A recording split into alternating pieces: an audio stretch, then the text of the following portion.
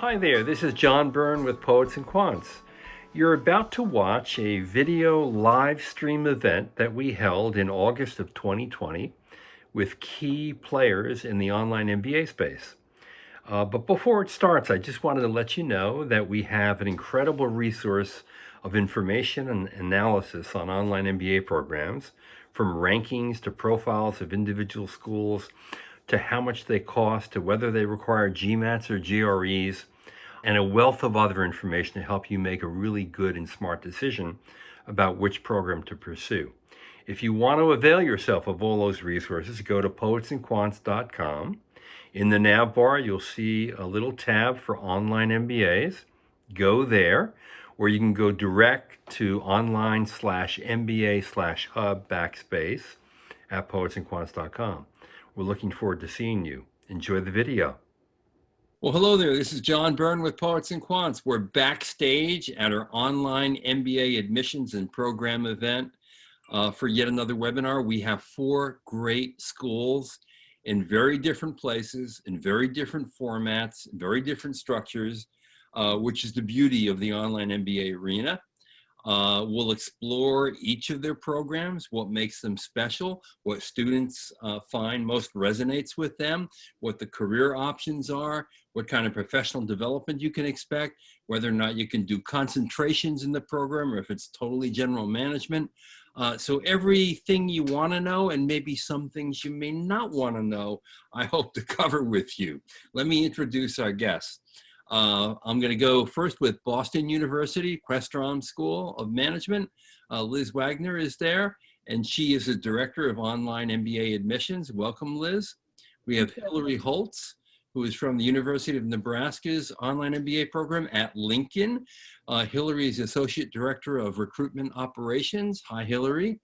We have Toby McChesney. It sounds almost like a country music star's a name, isn't it? Are you related to some country music star?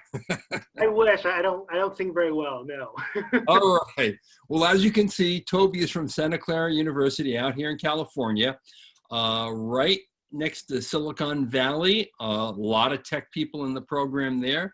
And Toby is the Senior Assistant Dean of Graduate Business Programs. And then last but certainly not least, Jessica. Thank you. We have Jessica Franson, who's Managing Director of the University of Wisconsin's MBA Consortium. Welcome, everybody. So let's just deal with the basics. Like, how many intakes do you have? How long is the program? What's the structure of it? Asynchronous versus synchronous. And for those who are joining us for the first time today, we'll define those terms that are going to come up a lot when you start thinking about MBA programs online. And tell us, how long it takes to complete the program. Liz, why don't we start with you, because you're the newest kid on the block, meaning your online MBA program only began last week. That's right.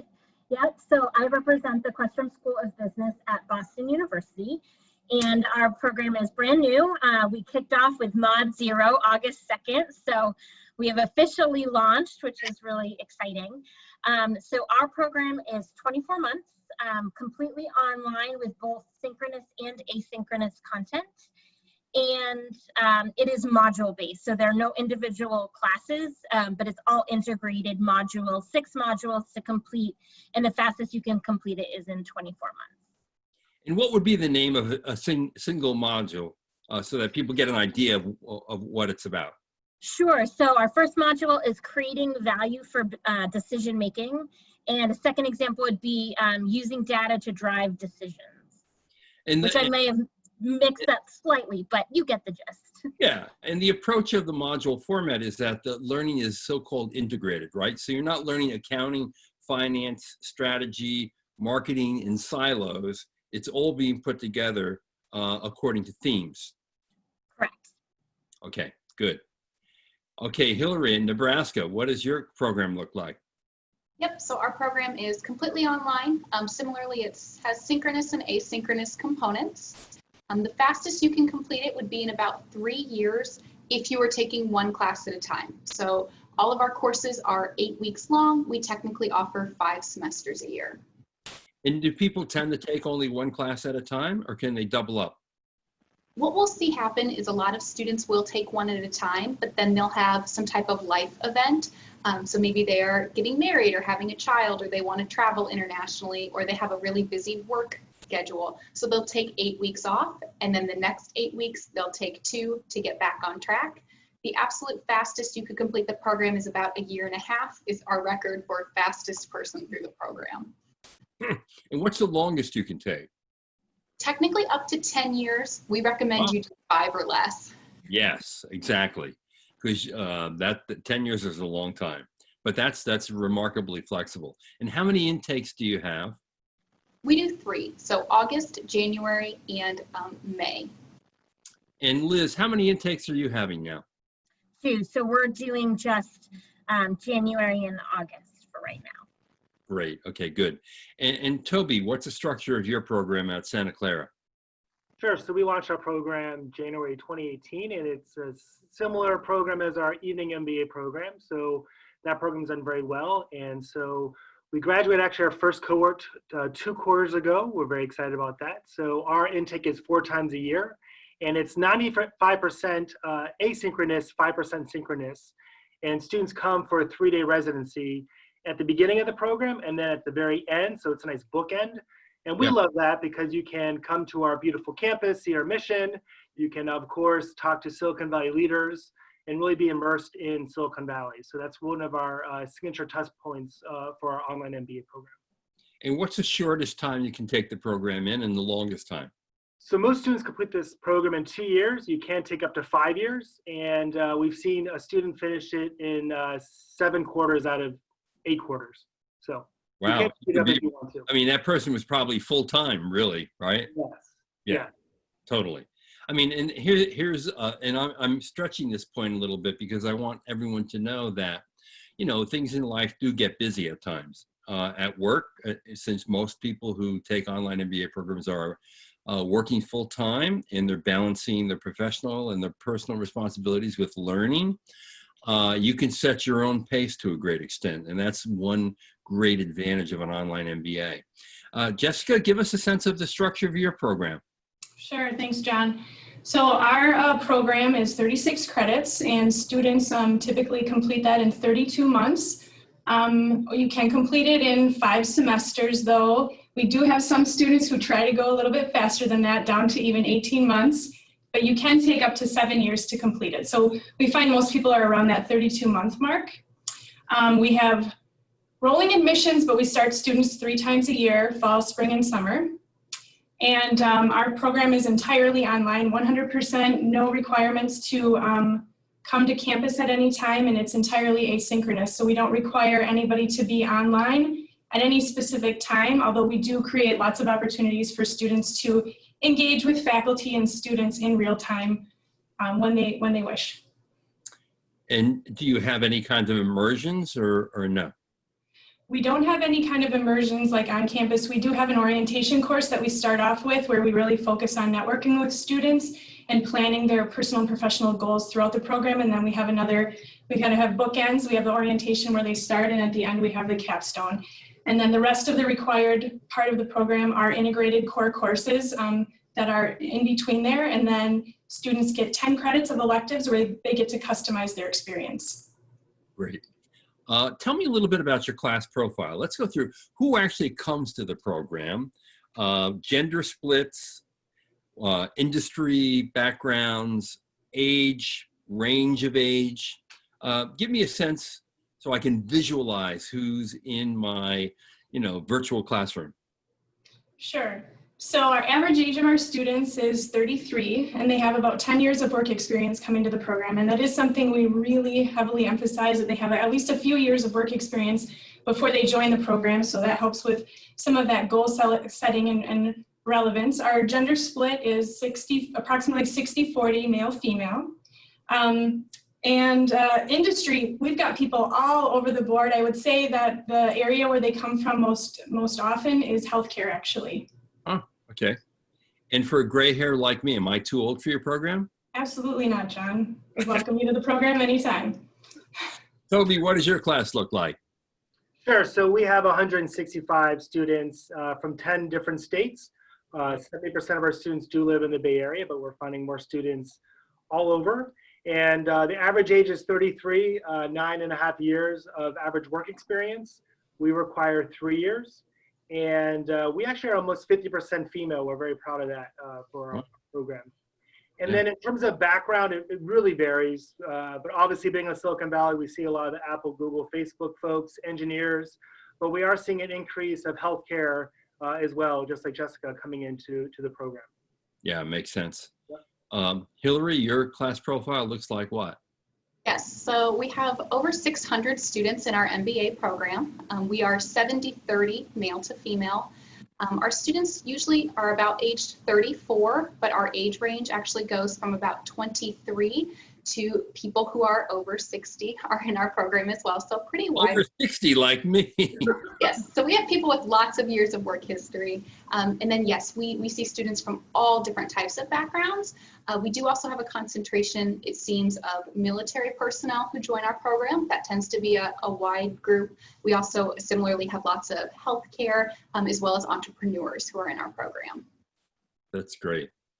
And Liz, your first cohort, what does it look like? So we're bringing in a class of 400 for this first cohort. We're about 32% women. We're also about 32% international. And age for us is around 37. Sort of 80% range is like 28 to 46, but really the split is similar to Hillary. We've got early 20s all the way to late 60s, which I love, just the diversity of backgrounds that people are bringing into the program. And we have over 50 countries represented, which I just, again, that diversity of thought and opinion in the class, I think is really, really neat. And for industry, it's really across the board. I'm still sort of compiling the incoming student data right now because they just sort of officially came in. But we've got, you name it, we've got it in the class. Everyone from a former professional baseball player to engineers to medical doctors to lawyers, you name it, we've got it. So our industries are really across the board.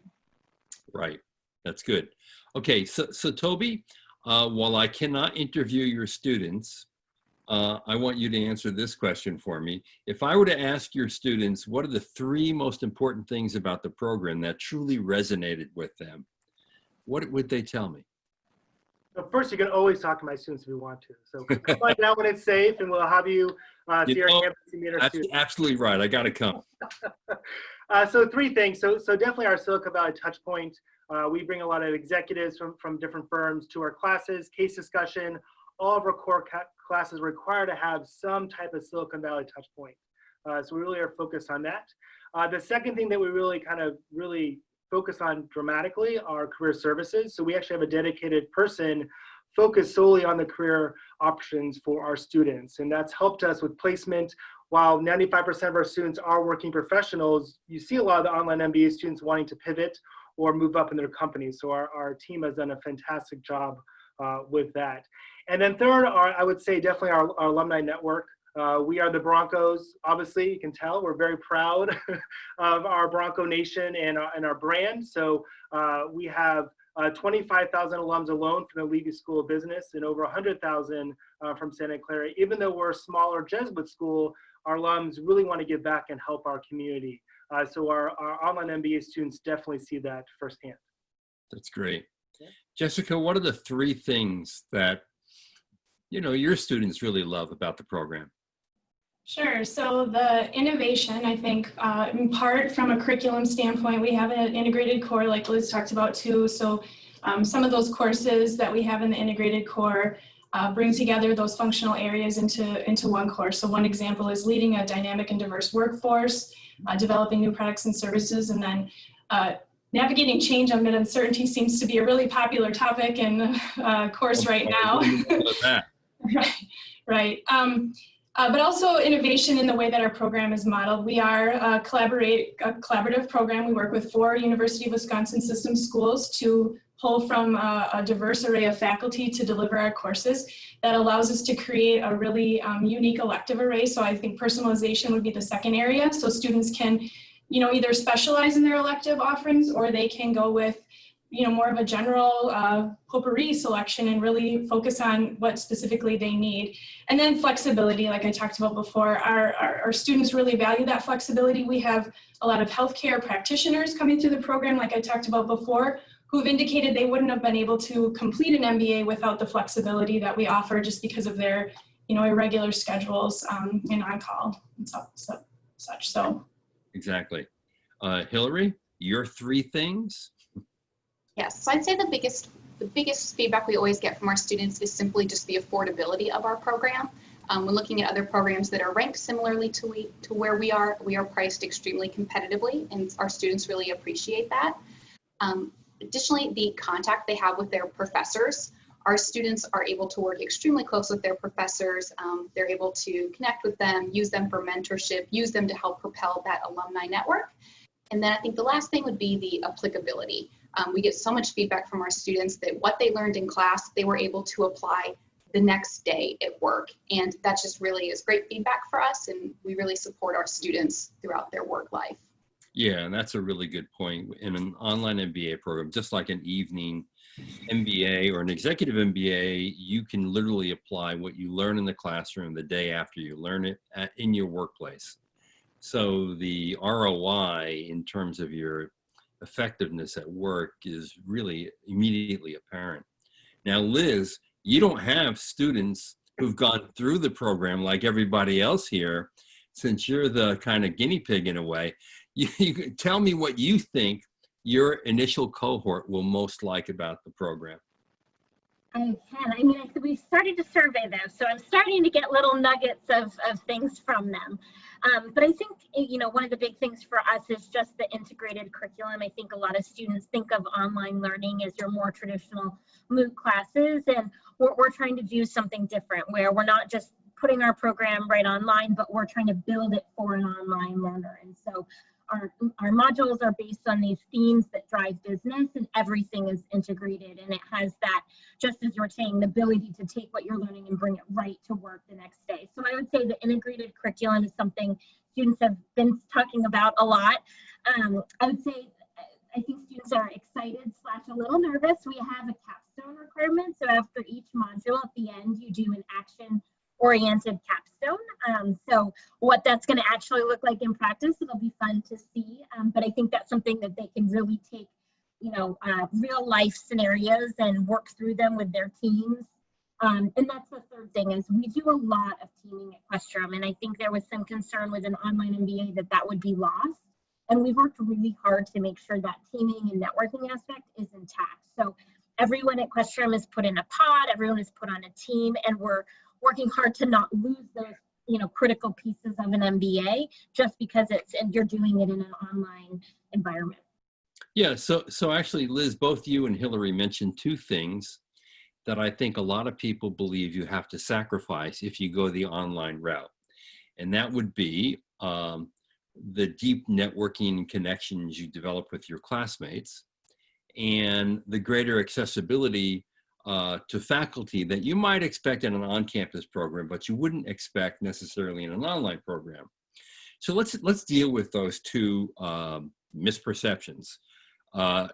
Toby, why don't you go at this? How is it possible for students to get really bonded together in an online format? And how is it possible for them to have real connections with faculty when they're not face-to-face? Sure, that's a big question. So first and foremost, at our residency, the students can network, the cohort of 35 to 40 really form that strong bond with each other. And then when they're on campus, we try our best to bring the evening MBAs and the MS students on our campus as well to do a big event. This year, obviously, we'll be online, but my team right now is working on some type of big Zoom networking event for all of our graduate students. So the online students obviously would be part of that.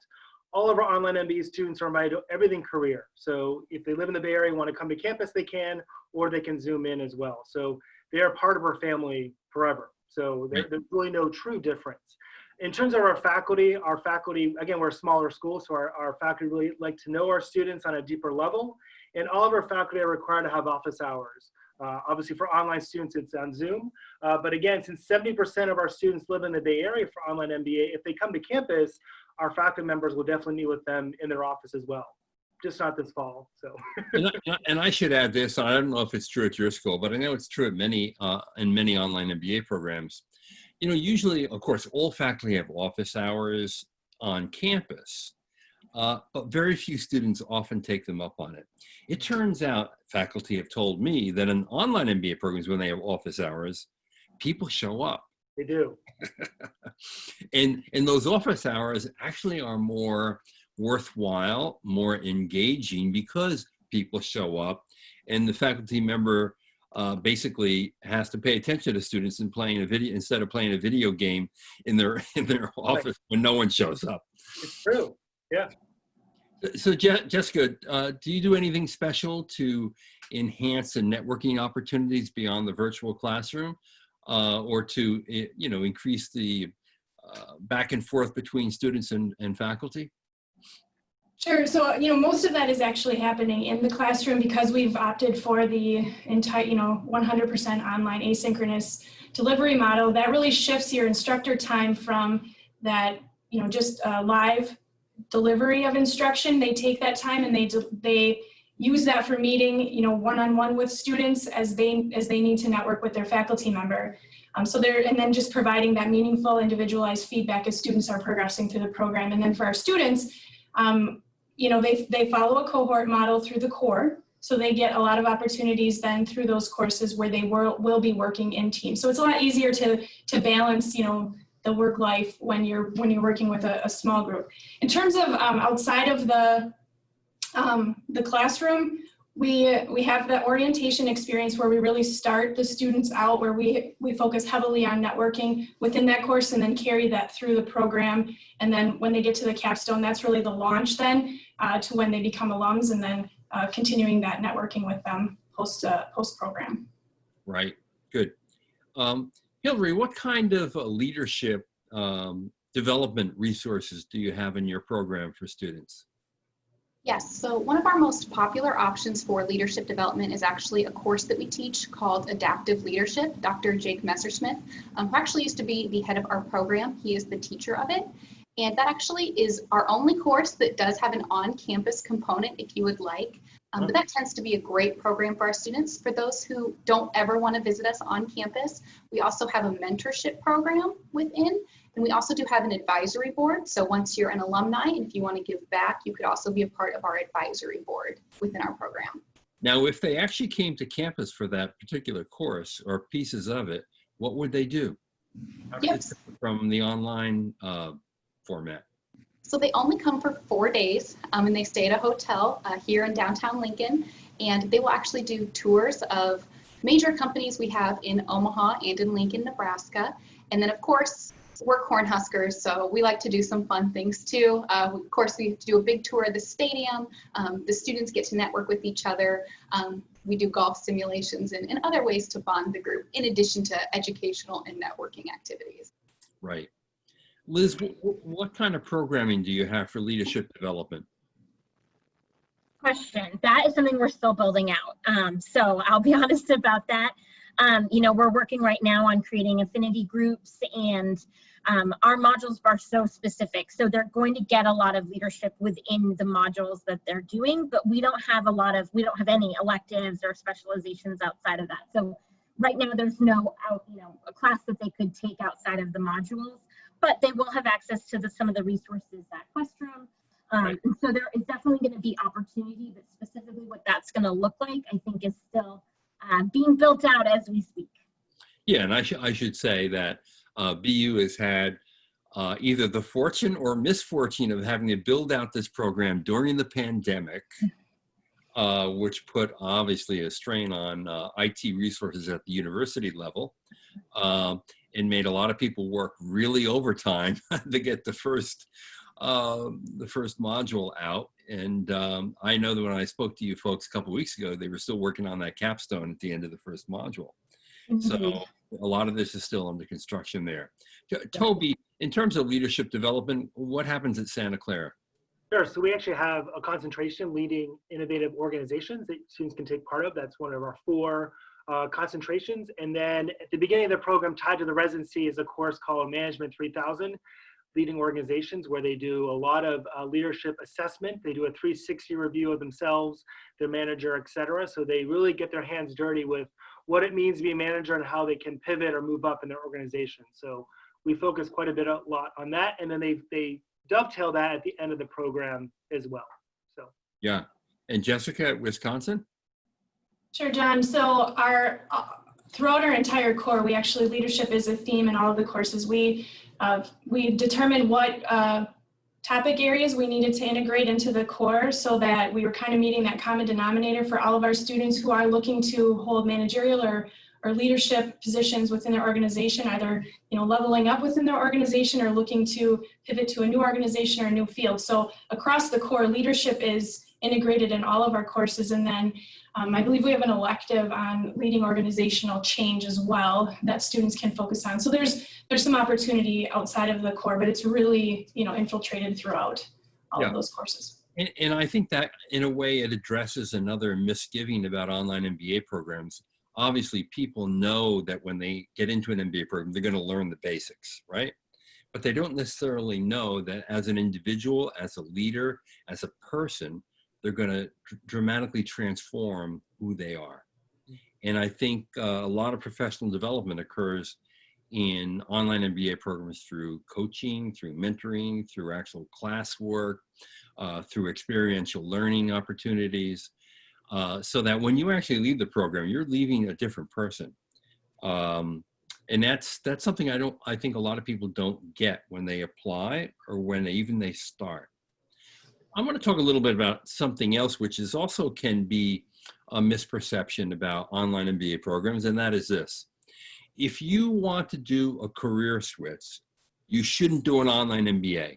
Now, why? Because number one, you won't get an internship that could lead to a job offer because obviously you're fully employed. Number two, you may not get a fuller selection of electives that allow you a deep dive to go into a new discipline, a new industry. And number three, in terms of geography, maybe the degree that may not travel as well as another full-time MBA degree, and that in fact the online MBA degree is best suited for the career accelerator, meaning the person who wants to get increased responsibility at work where they are, a promotion, more pay, and gain more confidence in what they do where they do it. You want to take issue with that, Toby? yes. I mean, I think at Santa Clara, I would think every online MBA program would really counter that. So what we've seen at Santa Clara is, and again, we only have 3 cohorts that have graduated thus far, but 50% of our alums have had a complete career pivot. So they went from banking to marketing or whatever else. That's a pretty staggering number right there. That really is, yeah. The second thing is we have 15 student clubs that all of our online MBA students can join. And again, they're doing virtual events and face-to-face events. So we have a marketing club, we have a VC club, we have a finance club, we have a data analytics club.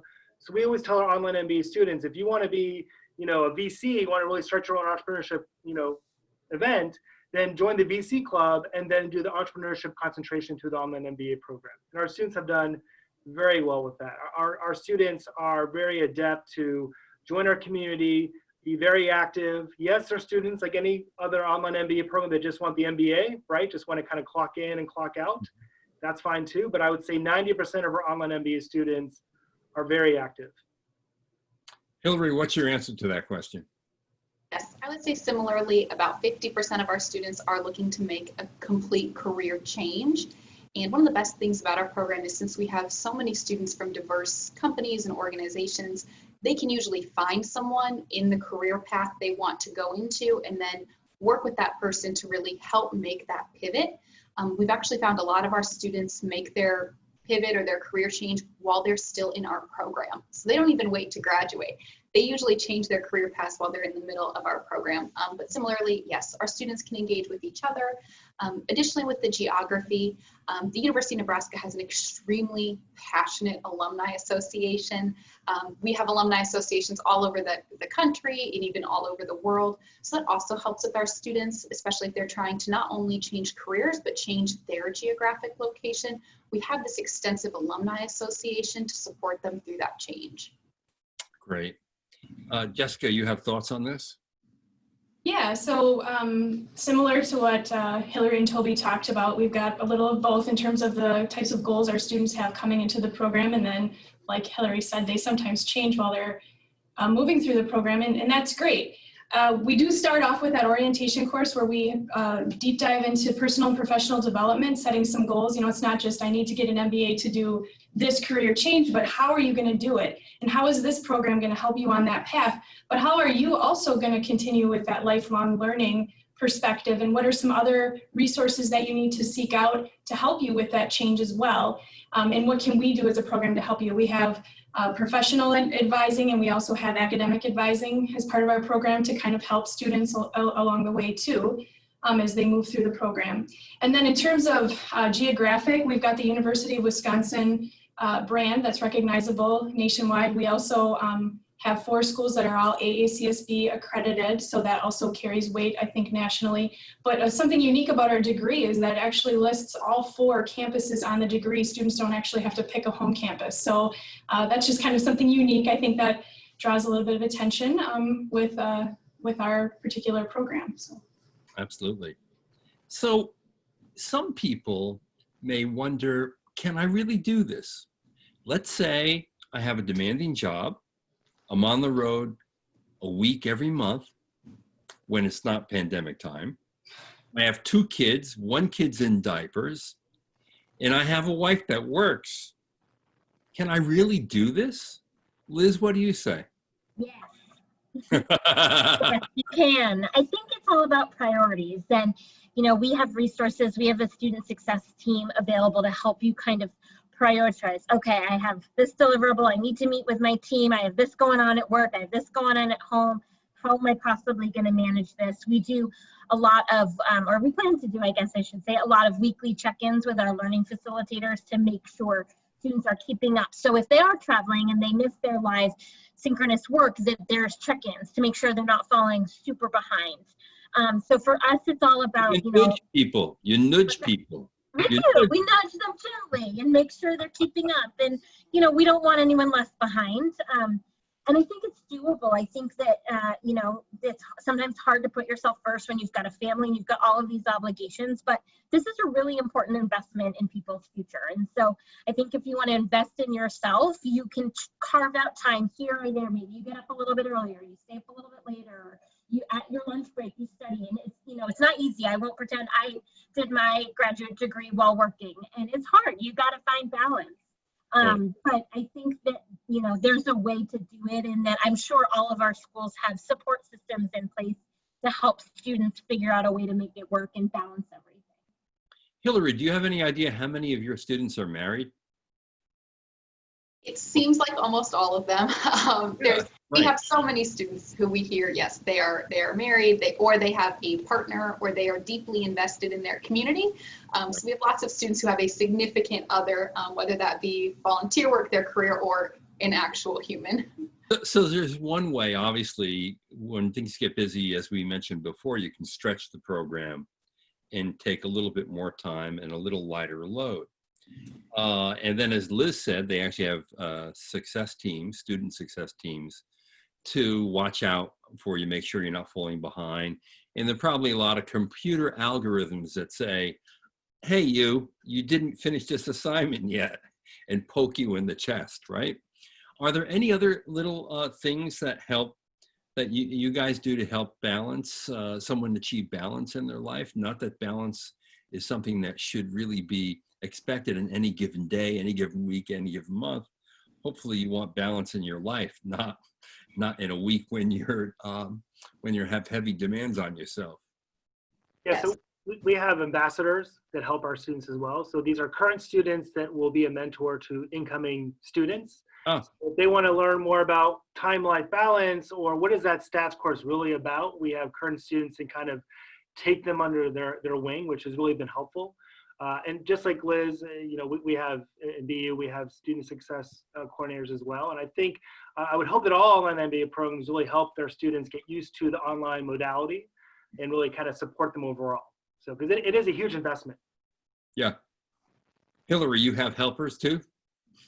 So our program's a little bit different. We've been online for many, many, many years at this point. We were one of the first online MBA programs. What year was that, in fact? How many years, do you know? Pretty confident it was 2003. Oh my God, the program is older than you. Not quite. But so because of that, we've had 17 years worth of student feedback on what is manageable, what's not manageable, what's helpful, what's not helpful. And I think that's really helped us trim our curriculum to be the most efficient curriculum to make sure that students really feel that value in what they're getting. But and also at the end of the day, we recognize our students are human. And I'm sure all these other programs do too. You know, someday you're going to get a flat tire and it's going to throw off your day and you might be an hour late to your test. And guess what? We understand that. Our professors and our teams will work with you. We understand humanity happens in this process and we're willing to partner with you and help you be successful. That's great to hear because, you know, sometimes, you know, your spouse might tell you, your in-laws are coming for dinner and you know that final exam you have tomorrow, forget about it. You're sitting down to dinner with your in-laws tonight. So Jessica, is there an ideal applicant and an ideal student for your program? And what I mean by that is there you know, people talk about fit a lot. So is there an ideal fit? What is fit for your program? Sure. So, you know, I think there's some things that we do look for that we want to be the same across the board. So, you know, we're looking for people who are driven, self-motivated, and people who ideally have some work experience that they can draw from as they come into the program.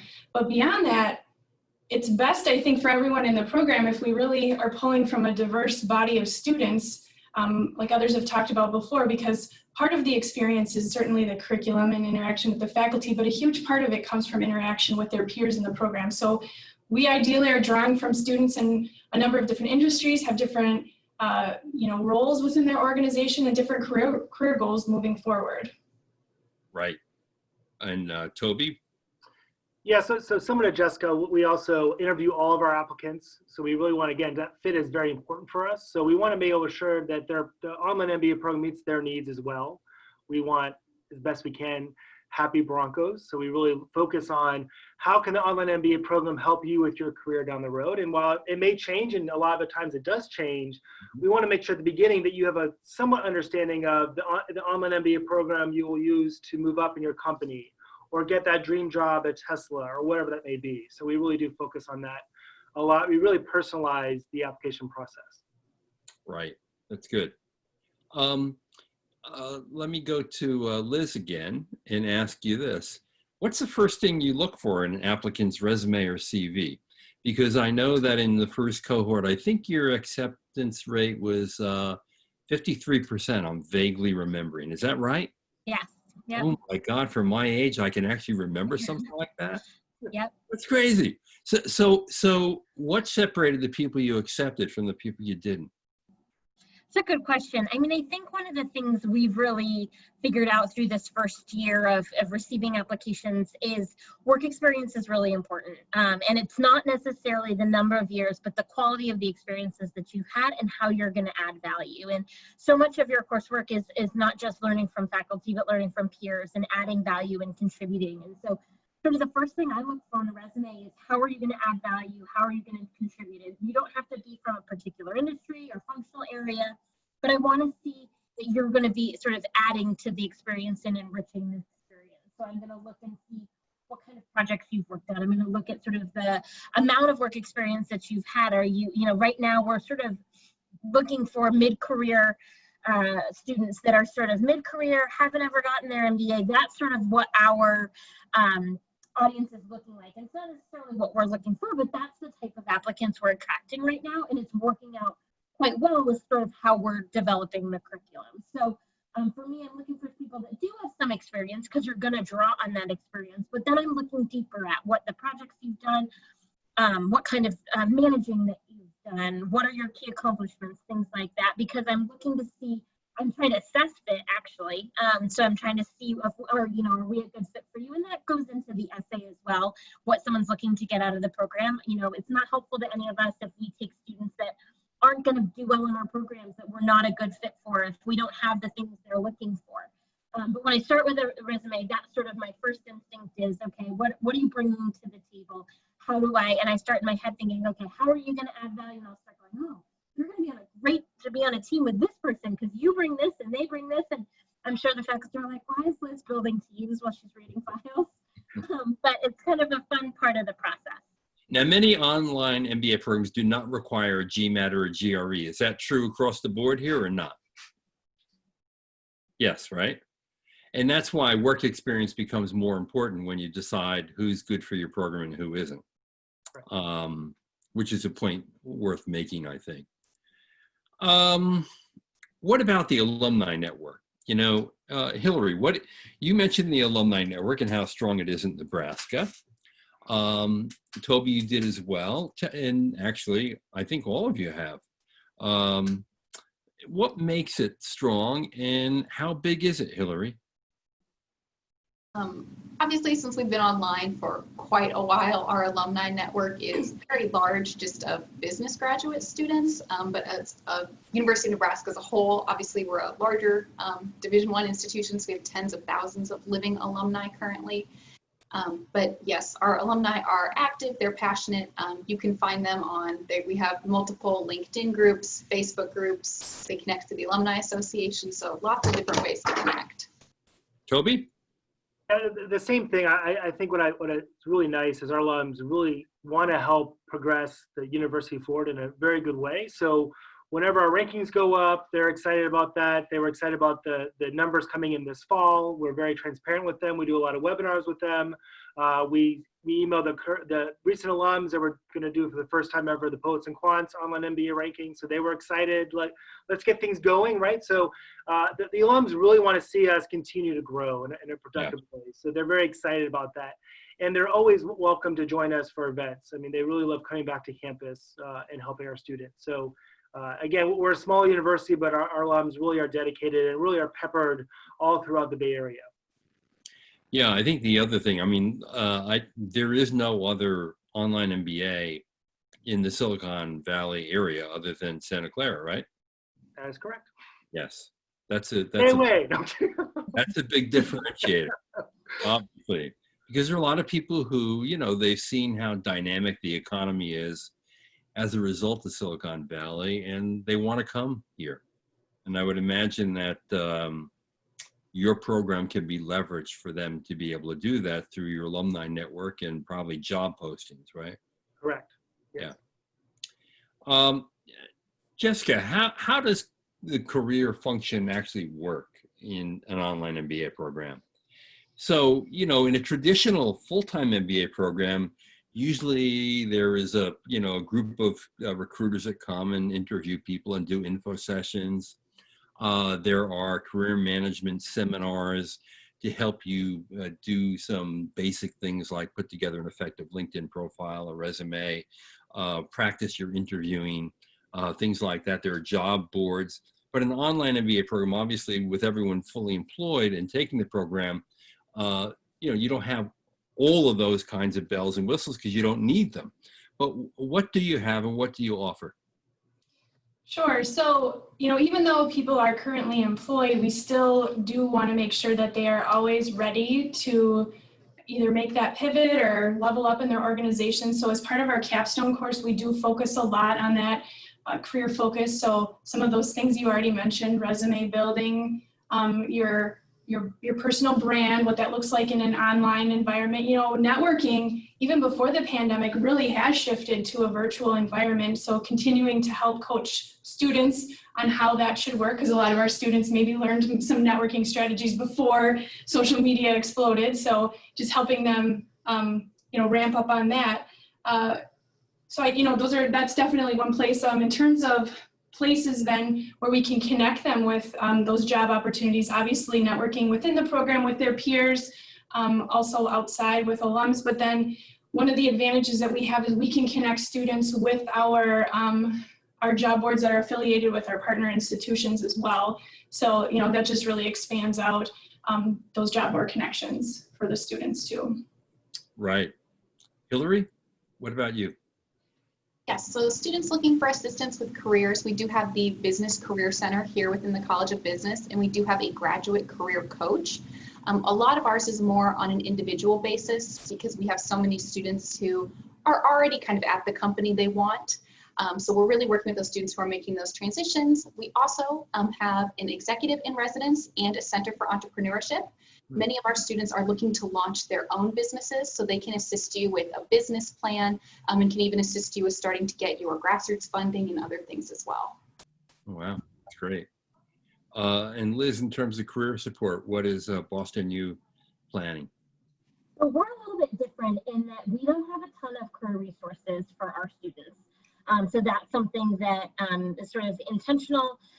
So our students, we have a student success team and we have advisors for things like academics, but it's not on the same level as your more traditional resources when you're looking for a career advisor. So they can't actually have a meeting with our residential career advisors, but that's not to say they don't have any opportunities. So they have access to Handshake and our job boards, and they can go to career events on campus that are open to all Questrom students. So they have opportunity, but we found, at least in what they've told us, the vast majority of our students are not looking to make a pivot. They're looking to just move up or make a smaller change, maybe a functional change, but they're not making a big dramatic career change. And so they're not looking for those kinds of resources. And to be honest, if someone comes to us and is looking for a huge career change, we're going to encourage them to look at our part-time or our full-time program because that might be a better fit for them. So for us, it's a little bit different. Yep. So let's say all of you have made me really interested in going for an online MBA. How do I become a smart applicant to your school? What do I need to do? Am I allowed to sample a course? Would you put me in touch with current students or alums? What's the process, Toby? What would you advise? Sure. So definitely, again, we're very personalized. So I would definitely say email us your resume and start the conversation with my great team. We, of course, have ambassadors. You can talk to current students and alums as well. And then really, we actually have opened up with COVID. All of our events now are open to prospective students and admitted students as well. So we've really opened up everything. So once you become a prospect, you'll get a lot of emails and you'll be kind of overwhelmed because we do a lot of career events for our students. So it's really focused on that. So definitely I would recommend the sooner we get to know our students, the better off you'll be. And can I be a fly on the wall of one of your live internet classes or not? Not right now. We're still working on that. That's a very big question. We do mock classes, but we have not yet figured out that kind of exact portal for prospective students. But that's something that we're working on this fall. But if I could go to a mock class to get an idea of how to use technology, what it's like, how it feels, how I interact with it, that kind of thing. You go through all the systems and everything else, and then you get a sense of our faculty as well. Yes. Yeah, that's good. Jessica, what's it like over at Wisconsin in terms of that? Sure. So we also have a staff of people who in our admissions office who are prepared to talk with students when they reach out. So we have a lot of information on our website that students can go through. We also have advising hours or admissions hours, so students can log in and sign up for a time and meet with one of our admissions staff members. In terms of accessing then some of the information to kind of get an experience. So, our courses are 100% asynchronous online, so we can provide students with access to those course materials. We actually had a course online where students could log in and look, but I don't know if it's because they had to log in, they weren't using it much. So actually we're in the process right now of creating a video tour of a course. So it's kind of like a campus tour, but done online for our students so that we can talk not just about the content, but also how delivery works in our program as well.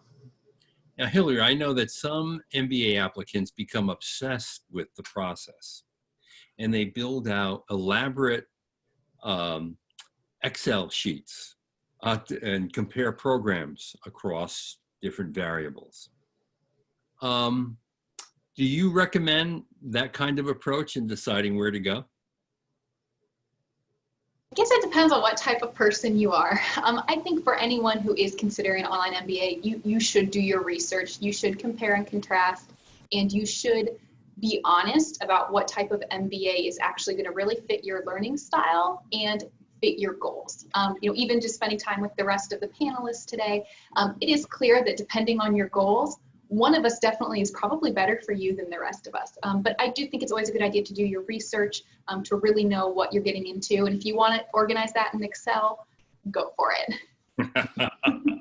I've seen some of these spreadsheets, and it's everything from price, rank, teaching methods, electives in the area I'm interested in.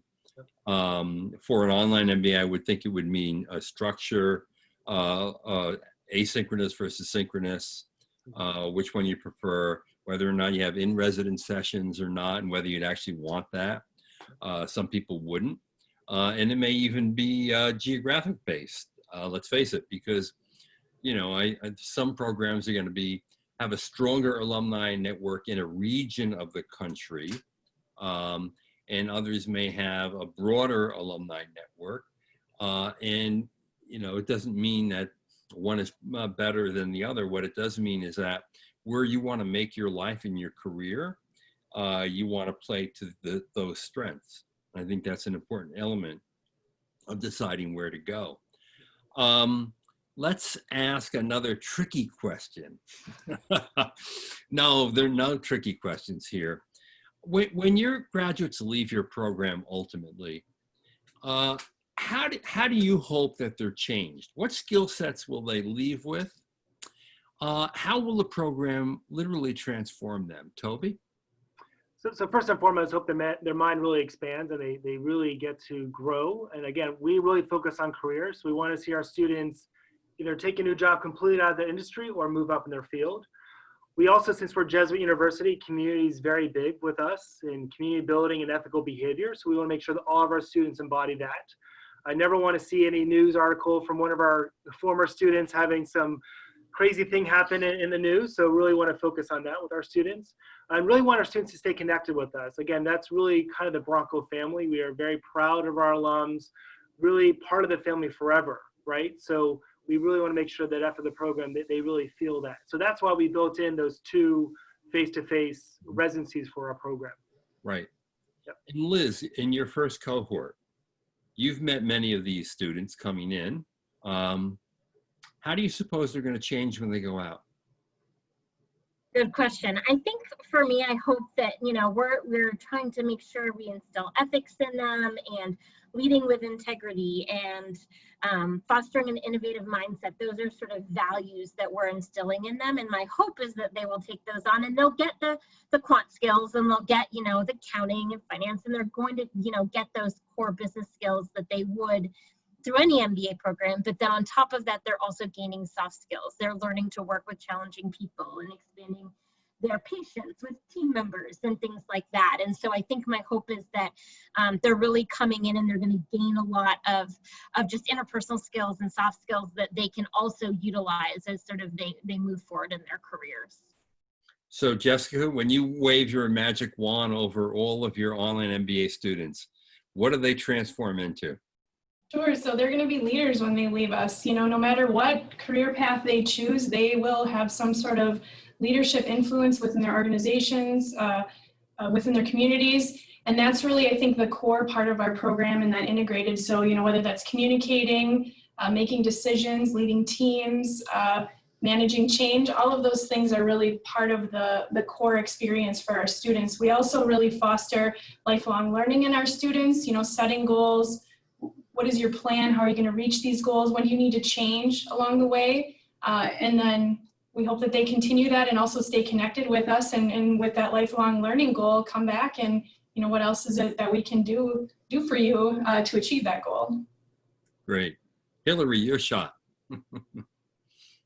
I would say that I would hope our students feel confident once they've left our program, and similar to everyone else, that they become good people and that they are successful. And I think a lot of our students have also learned to define their success in other terms besides just getting that next promotion. Maybe it's I successfully led my team through a conflict, or I implemented a new way of doing something that made it a lot easier and a lot more efficient.